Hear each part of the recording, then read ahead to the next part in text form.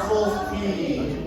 I believe in God, the Father Almighty, creator of heaven and earth, and in Jesus Christ, his only Son, our Lord, who was conceived by the Holy Spirit, born of the Virgin Mary, suffered under Pontius Pilate, was crucified, died, and was buried.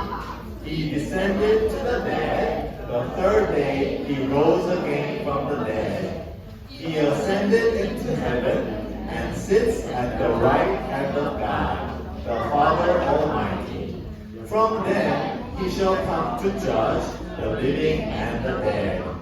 I believe in the Holy Spirit, the holy universal church, the communion of saints, the forgiveness of sins, the resurrection of the body, and life everlasting. Amen.